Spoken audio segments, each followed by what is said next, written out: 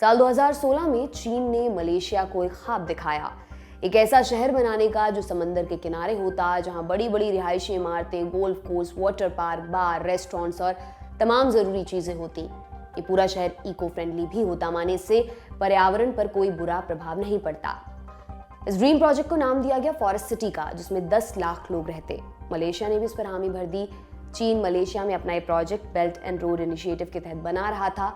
80,000 करोड़ रुपए से भी ज्यादा लागत वाले शहर को बनाने का ठेका चीन की दिग्गज कंपनी कंट्री गार्डन को दिया गया था। 2016 में इस पर काम शुरू हुआ और 3 साल बाद ही कोरोना की वजह से इसके काम में दिक्कत आई। अब कोरोना तो 2 साल बाद चला गया, लेकिन इसे बनाने वाली कंपनी कंट्री गार्डन पर आर्थिक संकट मंडराने लगा, तो फॉरेस्ट सिटी का काम भी लटक गया। अब यहाँ गिनती के लोग रहते हैं, पूरा शहर सुनसान सा है, दुकानों में सन्नाटा है। ये शहर इतना वीरान है कि अब इसे घोस्ट टाउन कहा जा रहा है, माने एक भूतहा शहर।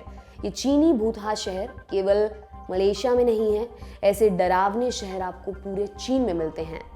तो आज के शो में हम जानेंगे चीन के प्रॉपर्टी प्रोजेक्ट देश और विदेश में फेल क्यों हो रहे हैं, मलेशिया के घोस्ट टाउन की कहानी क्या है, साथ में इजराइल हमास युद्ध के अपडेट्स भी जानेंगे। हम आपको बताएंगे कि इजरायली शेयर धारकों को 7 अक्टूबर को हुए हमास के हमले की भनक लग गई थी। नमस्कार, मेरा नाम दिव्यांशी सुमराव है। आप देखना शुरू कर चुके हैं लल्लन टॉप का अंतर्राष्ट्रीय प्रसंगों से जुड़ा रोजाना का कार्यक्रम दुनियादारी। शुरुआत करते हैं चीन से और सबसे पहले बताते हैं कि चीन में संपत्ति की मांग कैसे बढ़ी।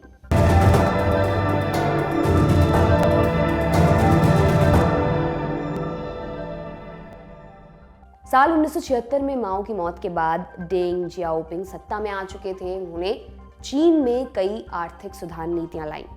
उनके शासन में ही चीन ने पूंजीवाद और अधिनायकवाद वाला मिक्स सिस्टम देखा। अधिनायकवाद माने जहां विपक्षी पार्टियों की शक्तियां खत्म हो जाती हैं। इस पर काम करके चीन ने फ्री मार्केट और पूंजीवाद का मंत्र दिया। इस व्यवस्था के जरिए चीन ने आर्थिक सफलता की वो कहानी लिखी जो मानव इतिहास में ना तो कभी सुनी गई ना देखी गई थी।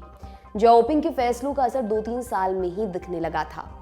1980 के दशक में चीन में औद्योगिकरण बढ़ा, उसने अपना मार्केट पूरी दुनिया के लिए खोल दिया। इसके पहले तक चीन का मार्केट बंद हुआ करता था। मार्केट खुला तो गांव में रहने वाले लोग शहर की तरफ भागे, रिहायशी इमारतों की मांग बढ़ने लगी, घर बनाने के लिए प्राइवेट कंपनियां ठेके लेने लगी। चीन में जमीन और घरों के दाम दिन दूनी और रात चौगनी रफ्तार से बढ़ने लगे। ऐसा सारी दुनिया में हुआ।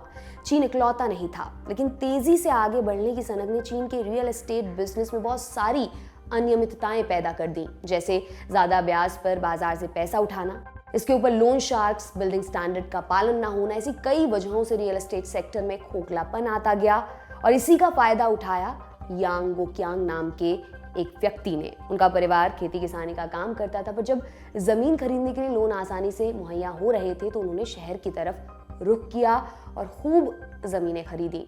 इनमें ऐसी जमीनें भी शामिल थी जिनका इस्तेमाल खेती के लिए नहीं हो सकता था। 1992 में गोकियांग ने अपने कुछ साथियों के साथ मिलकर एक कंपनी शुरू की जिसका नाम रखा गया कंट्री गार्डन। गोकियांग कम्युनिस्ट पार्टी में भी थे। इस करीबी का उन्हें फायदा मिलता गया। कंट्री गार्डन का धंधा चल निकला। फिर 2005 में गोकियांग ने अपने हिस्से के सारे शेयर्स अपनी बेटी यांग हुइयान के नाम कर दिए। 2 बरस बाद कंट्री गार्डन शेयर मार्केट में लिस्ट हुई। इससे इतने पैसे मिले कि यांग एशिया की सबसे अमीर महिला बन गई। उस समय उनके पास लगभग 1.25 लाख करोड़ रुपए थे। फिर आया साल 2013। शी जिनपिंग चीन के राष्ट्रपति बने। उन्होंने बेल्ट एंड रोड इनिशिएटिव की शुरुआत की, जिसका सीधा फायदा कंट्री गार्डन को हुआ। कैसे, ये समझने के लिए आपको पहले समझाते हैं बेल्ट एंड रोड इनिशिएटिव क्या है। बेल्ट का क्या मतलब था? जिन देशों में आधारभूत संरचना नहीं है, चीन ने वहां मदद का वायदा किया, जैसे सड़क बनवाने में, रेल लाइन बिछाने, सोलर प्लांट्स तैयार करने में आदि। ये चीन को सेंट्रल एशिया और यूरोप से जोड़ता है। जिनपिंग का कहना था कि वो अतीत के सिल्क रूट को रिवाइव करना चाहते हैं। अब रोड का मतलब आपको बताते हैं। इसके जरिए चीन एशिया से अफ्रीका के रास्ते यूरोप तक एक समुद्री रास्ता तैयार करना चाहता है। इसलिए वो Bangladesh, Sri Lanka, Djibouti, Greece, Spain और पेरू जैसे देशों में बंदरगाह तैयार करने पर खर्च कर रहा है। इस प्रोजेक्ट के तहत साल 2016 में कंट्री गार्डन ने इंडोनेशिया और मलेशिया में कई प्रोजेक्ट्स की डील साइन की। साउथ चाइना मॉर्निंग पोस्ट के खबर के मुताबिक कंपनी ने 2016 में यह भी कहा था कि चीन के बेल्ट एंड रोड इनिशिएटिव के तहत इंडोनेशिया में और प्रोजेक्ट्स बनाएगी। मलेशिया में कंट्री गार्डन ने कौन कौन से प्रोजेक्ट्स लिए?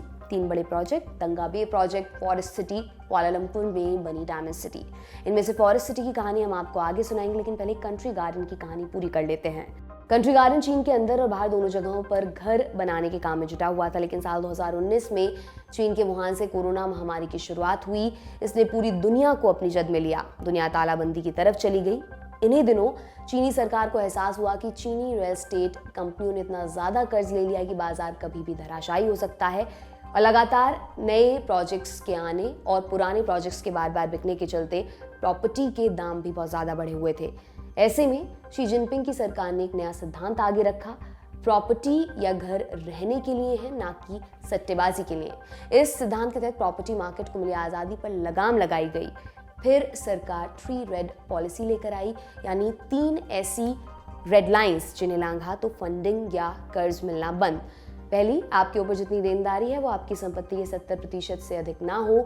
दूसरी, कंपनी के कुल कर्ज और शेयर धारकों की कुल इक्विटी का रेशियो, ऐसे समझ लीजिए ये रेशियो बताता है कि कंपनी की आर्थिक हालत कैसी है। तीसरी, कंपनी पर जितना शॉर्ट टर्म कर्ज है उसके पास उतना है, उससे ज्यादा कैश होना चाहिए। अगर कोई कंपनी तीनों रेखाएं पार कर जाए तो उसको आगे कोई कर्ज नहीं मिलेगा। चीनी सरकार की इन बंदिशों के चलते कंट्री गार्डन को बहुत नुकसान हुआ। वो कर्ज की कई किश्तें चुकाने में नाकाम रही। कई जगह उसे अपने प्रोजेक्ट्स बंद करने पड़े। पर सवाल उठता है कि कंपनियां कर्ज क्यों नहीं चुका पाई। इसे 2 बिंदुओं में समझिए। पहला, अक्सर कंपनियों ने लोन के नियमों में ढील का गलत फायदा उठाया। घर अभी बन ही रहे होते थे कि पुराने प्रोजेक्ट के पैसे से नया प्रोजेक्ट शुरू कर दिया जाता। नतीजा, जमीन और घरों के दामों में बेतहाशा बढ़ोतरी हो गई। दूसरा, चीन में प्रॉपर्टी निवेश का सबसे आम जरिया है, इसलिए लोग प्रॉपर्टी खरीदकर कुछ साल बाद इसे बेच देते हैं। इसका नतीजा ये हुआ कि शहर के शहर खड़े हो गए जिनकी बिल्डिंग में कोई रहता नहीं था। इसके लिए एक नया टर्म यहाँ पर इजाद हुआ, घोस्ट टाउन, यानी भूतहा शहर। बिना एक प्रोजेक्ट पूरा किए दूसरा प्रोजेक्ट शुरू कर देने से कई प्रोजेक्ट अधूरे भी रह गए। जो लोग घाटा सह सकते थे उन्होंने दूसरे घर ढूंढ लिए, लेकिन ऐसे भी लोग थे जिन्हें इन आधे अधूरे बने घरों में बिना बिजली और गैस कनेक्शन के रहना पड़ा। आज भी पूरे चीन में ऐसी बिल्डिंगों की भरमार है। ये हुआ चीन के संपत्ति संकट का सच। अब आते हैं मलेशिया की फॉरेस्ट सिटी पर, जो चीन के इसी झांसे का शिकार हुआ है। साल 2016 में मलेशिया के प्रधानमंत्री नजीब रजाक ने फॉरेस्ट सिटी को बनाने की इजाजत दे दी। काम चला, लेकिन अब तक पूरा नहीं हो पाया है। काम पूरा ना हो पाने की 3 बड़ी वजहें हैं। पहली, कोरोना का प्रकोप। साल 2019 में कोरोना आया, जिसकी वजह से प्रोजेक्ट का काम रोकना पड़ा। दूसरी वजह थी चीनी सरकार का नियमों को कठोर करना, जिसकी वजह से कंट्री गार्डन का विदेश में काम करना मुश्किल हो गया। और तीसरी वजह लोकल राजनीति से प्रेरित है। साल 2018 में मलेशिया के पीएम महातिर मोहम्मद ने कहा था फॉरेस्ट सिटी में विदेशी लोगों को रहने के लिए वीजा नहीं दिए जाएंगे। इसकी वजह से इस प्रोजेक्ट की मांग और घट गई। कई लोगों ने इसमें पहले से पैसा फंसाया हुआ था, वो इस अधूरे बने सुनसान शहर में रह रहे हैं। कुछ क्या आप बीतियां सुनिए। नज़मी हनफिया, जो IT सेक्टर में काम करती हैं, उन्होंने 1 साल पहले यहाँ एक फ्लैट किराए पर लिया था। उन्होंने BBC से बात करते हुए कहा, मैं सिर्फ 6 महीने में अपना घर छोड़कर आ गई। मैंने एडवांस पेमेंट तक की परवाह नहीं की। उस शहर में सिर्फ अकेलापन है। मेरे तो अब भी वहाँ के बारे में सोचते हुए रोंगटे खड़े हो जाते हैं। वो अनुभव बहुत डरावना था। Forest city where happiness never ends और a dream paradise for all mankind जैसी टैगलाइन के साथ बेचा गया ये प्रोजेक्ट फेल हो चुका है। ये शहर अब एक घोस्ट टाउन बन गया है। शहर से लगे समंदर के किनारे पर शराब की बोतलें पड़ी मिलती हैं। विशालकाय मॉल्स में ज़्यादातर दुकानें खाली हैं। क्या आप ऐसे किसी शहर में रह सकते हैं? हमें कमेंट कर ज़रूर बताएं। फिलहाल हम गाज़ा से आए अपडेट की तरफ चलते हैं।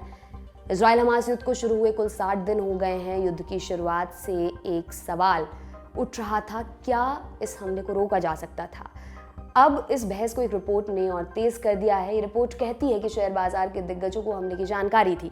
BBC की रिपोर्ट के अनुसार हमले से पहले इजराइल के शेयर मार्केट में जबरदस्त शॉर्ट सेलिंग की गई। क्या है शॉर्ट सेलिंग? किसी शेयर को कम भाव पर खरीदकर उसे चढ़ने पर बेचना।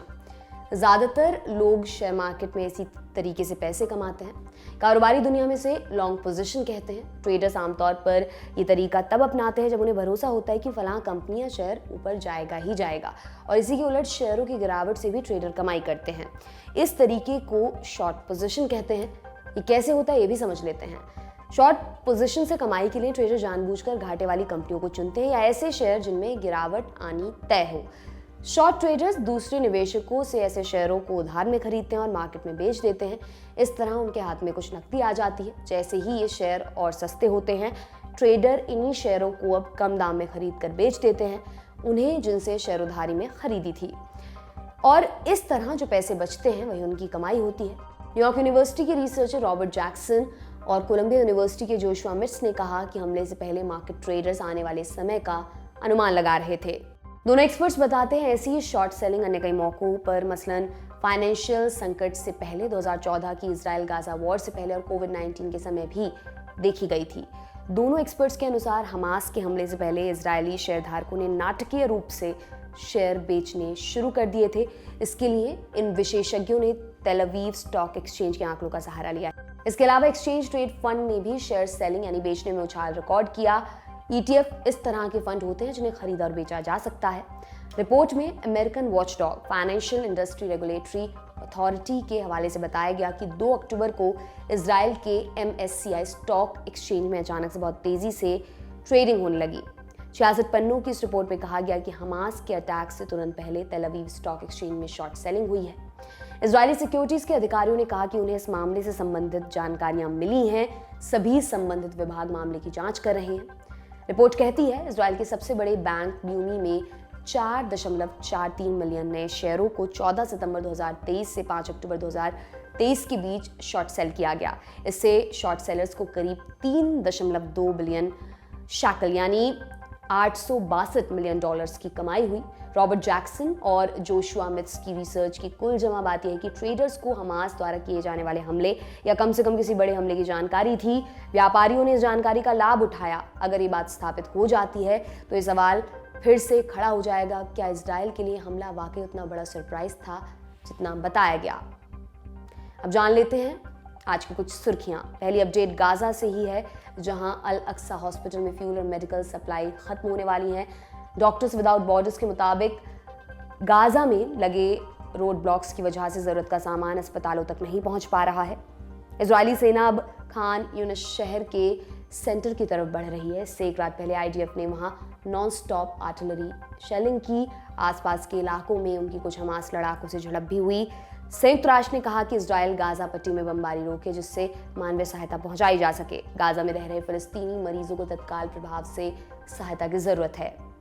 दक्षिणी गाजा में इजराइल के तेज हमलों के साथ अमेरिका के व्हाइट हाउस में राष्ट्रपति बाइडेन पर भी जल्द से जल्द सीज फायर कराने का दबाव है।